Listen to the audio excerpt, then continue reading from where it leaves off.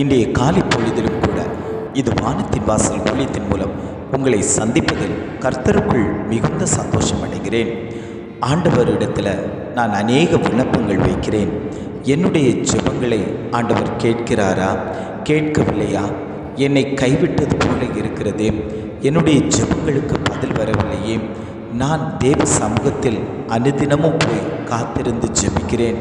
ஆனாலும் என்னுடைய ஜெபத்துக்கு இன்னும் பதில் வராமல் ஒரு தடை காணப்பட்டு கொண்டிருக்கிறதே. என்னுடைய ஜெபம் ஏன் கேட்கப்படவில்லை? என்னுடைய காரியத்தில் தேவனுடைய கரம் ஏன் வைக்கப்படவில்லை என்று அநேகர் பல கேள்விகளோடு தேவ சமூகத்தை நோக்கி பார்த்து கொண்டிருக்கிறீர்கள். ஆண்டவர் சொல்லுகிறார், உங்கள் ஜெபங்களுக்கு ஏற்ற பதில் வெகு சீக்கிரத்தில் தருவேன். நான் உங்களை கைவிடாத தேவன் என்று ஆண்டவர் குடும்பங்களை பார்த்து வாக்கு கொடுத்து கொண்டிருக்கிறார். இன்றைய காலை பொழுதிலும் கூட ஆண்டவர் நமக்கு தரக்கூடிய நல்ல வார்த்தை என்னவென்றால், புலம்பல் 3ஆம் அதிகாரம் 31ஆம் வசனம் இவ்வாறாக சொல்லுகிறது, ஆண்டவர் என்றென்றைக்கும் கைவிட மாட்டார். வேதம் இவ்வாறாக சொல்லுகிறது, ஆண்டவர் என்றென்றைக்கும் கைவிட மாட்டார். நாம் அநேக காரியங்களை குறித்து தேவ சமூகத்தில் புலம்பிக் கொண்டிருப்போம். என்னுடைய காரியம், என் பிள்ளையினுடைய காரியம், என் கடன் பிரச்சனை, என்னுடைய வியாதி, எந்த மாற்றமும் ஏற்படவில்லையே.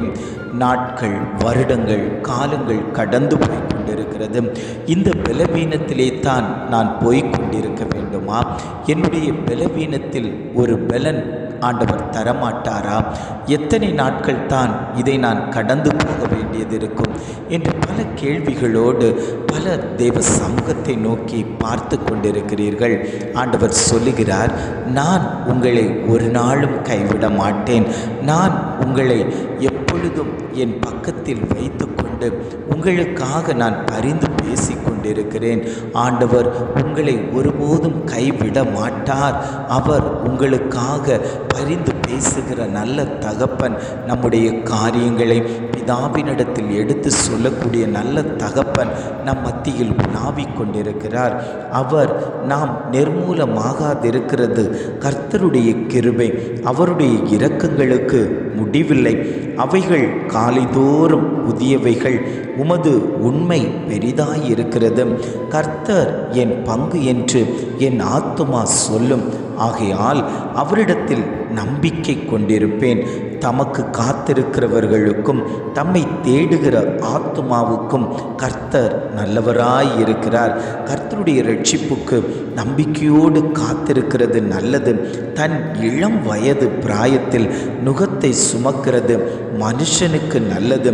அவரே அதை தன்மேல் வைத்தாரென்று அவன் தனித்திருந்து மௌனமாயிருக்க கடவன். நம்பிக்கைக்கு இடம் உண்டோ என்று தன் வாயை தூளில் நுழுத்துவானாக. தன்னை அடிக்கிறவனுக்கு தன் கன்னத்தை காட்டி நிந்தையால் நிறைந்திருப்பானாக. அவர்தான் சொல்லுகிறார், நான் என்றென்றைக்கும் உங்களை கைவிட மாட்டேன். மனிதர்கள் உங்களை கைவிடலாம், புருஷன் உங்களை கைவிடலாம், பெற்ற பிள்ளைகள் உங்களை கைவிடலாம். ஆனாலும் நான் உங்களை கைவிடாத தேவன்.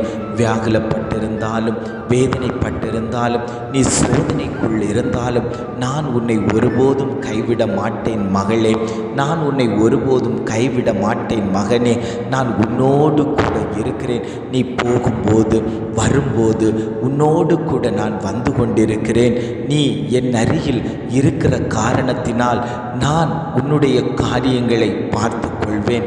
எனக்குண்டான எல்லாவற்றையும் நான் உனக்கே தந்திருக்கிறேன். நீ பூமியில் நிலைத்திருப்பாய். உன்னுடைய சமாதானம் பெரிதாயிருக்கும்.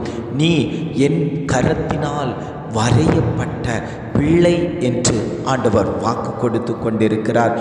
அவர் சஞ்சலப்படுத்தினாலும் அவர் தமது மிகுந்த கிருபையின்படி இறங்குகிற தெய்வம். அவர் மனப்பூர்வமாய் மனுபுத்திரரை சிறுமையாக்கி சஞ்சலப்படுத்துகிறவர் அல்ல. ஒருவன் பூமியில் சிறைப்பட்டவர்கள் யாவரையும் தன் கால்களின் கீழ் நசுக்குகிறதையும் உன்னதமானவரின் சமூகத்தில் மனுஷருடைய நியாயத்தை புரட்டுகிறதையும் மனுஷன் அவனுடைய வழக்கிலே மாறுபாடாகிறதையும் ஆண்டவர் காணாதிருப்பாரோ? ஆண்டவர் கட்டளை இடாதிருக்க காரியம் சம்பவிக்கும் என்று சொல்லுகிறவன் யார்? உன்னதமானவருடைய வாயிலிருந்து தீமையும் நன்மையும் புறப்படுகிறது இல்லையோ? உயிருள்ள மனுஷன் முறையிடுவான், அவன் தன் பாவத்துக்கு வரும் தண்டனையை குறித்து முறையிடுகிறதென்ன? நாம் நம்முடைய வழிகளை சோதித்து ஆராய்ந்து கர்த்தரிடத்தில் திரும்ப கடவோம். எத்தனை பேர் பின்மாற்றத்துக்குள்ளாடி இருக்கிறீங்க?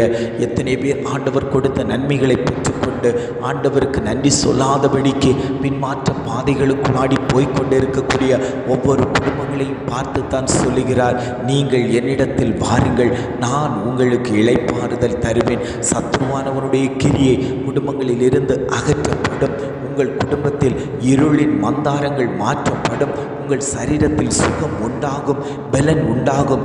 நான் என்றென்றைக்கும் உங்களோடு கூட இருக்கிறேன். நான் என்றென்றைக்கும் உங்களோடு கூட இருக்கிறேன் என்று ஆண்டவர் வாக்கு கொடுக்கிறார். நான் உங்களை கைவிடுவது இல்லை. நான் உங்களுக்கு சொன்ன வாக்கு தத்தங்கள் நிறைவேறும் அளவும் நான் உன்னை விட்டு விலகுவதும் இல்லை, உன்னை கைவிடுவதும் இல்லை என்று ஆண்டவர் வாக்கு கொடுத்து கொண்டிருக்கிறார். ஜெபிக்கலாமா? அன்பின் பரலோக பிதாவே, இந்த காலை பொழுதுக்காக நாங்கள் உம்மை துதிக்கிறோம், ஸ்தோத்தரிக்கிறோம். ஆண்டவரே, இந்த காலை பொழுதிலும் கூட ஆண்டவர் எங்களுக்கு தந்த நல்ல வார்த்தைக்காக நாங்கள் உமக்கு நன்றி செலுத்துகிறோம். ஆண்டவர் என்றென்றைக்கும் கைவிட மாட்டார் என்று ஒரு வார்த்தை யான வாக்கு தத்துவம் தந்திருக்கீங்க. ஆண்டவரே, அந்த வார்த்தைக்காக நாங்கள் உமக்கு நன்றி செலுத்துகிறோம். எங்கள் கரங்களை இறுக பிடித்து எங்களை நடத்தி செல்லும்படியாய் நாங்கள் ஜெபிக்கிறோம். ஆண்டவரே, சத்ருவானவன் எங்களை வீழ்த்த நினைக்கிறான். ஆனாலும் உண்மையை நாங்கள் நோக்கி பார்க்கும்போது அந்த சத்ருவின் கிரியைகள் எல்லாம் அழிக்கப்படட்டும். எங்கள் கரங்களை தூக்கி எடுக்கிற நல்ல தகப்பன் அல்லவோ, எங்களை இந்த நாளிலும் கூட எங்கள் குடும்பங்களை தூக்கி எடுக்கும்படியாய் நாங்கள் ஜெபிக்கிறோம். எங்களை கைவிட்டு விடாதீங்க ஆண்டவரே. நீங்கள் பிள்ளைகளை கைவிட்டு விடாதீங்க ஆண்டவரே. புருஷனை கைவிட்டு விடாதீங்க ஆண்டவரே. எங்கள் சொந்த பந்தங்களை கைவிட்டு விடாதீங்க ஆண்டவரே. நண்பர்களை கைவிட்டு விடாதீங்க ஆண்டவரே. எல்லாரும் உம்முடைய ராஜ்யத்தில் வந்து சேரக்கூடியவர்களாய் தேவன் மாற்றும்படியாய் நாங்கள் ஜெபிக்கிறோம். ஒரு தெய்வீக பிரசன்னம் குடும்பங்களை ஆளுகை செய்யட்டும். இந்த வார்த்தை உரைக்கப்படும் போதே பல குடும்பங்களில் கைவிடப்பட்ட நிலையில் இருக்கிறவர்கள் எல்லாரையும் தேவன் கரம் கொடுத்து சேர்க்கும்படியாய் நாங்கள் ஜெபிக்கிறோம். ஆண்டவர் என்றென்றைக்கும் கைவிட மாட்டார் என்பதை நாங்கள் விசுவாசிக்கிறோம். ஆண்டவரே, எங்களுக்கு தேவையான எல்லாவற்றையும் அனுதினம் எங்களுக்கு தந்து வழி நடத்துகிற நல்ல தகப்பன் எங்கள் மத்தியில் இருப்பதற்காக நாங்கள் உமக்கு நன்றி செலுத்துகிறோம். இம்மட்டுமாய் நடத்தின தேவன் இனியும் நீர் எங்களை நடத்தும்படியாய் நாங்கள் ஜெபிக்கிறோம். எங்களை தாழ்த்தி தருகிறோம். துதி கன மகிமை எல்லாம் உமக்கே செலுத்துகிறோம். மீட்பர் இயேசுவின் மூலம் ஜெபம் கேளும் நல்ல பிதாவே. ஆமேன், ஆமேன்.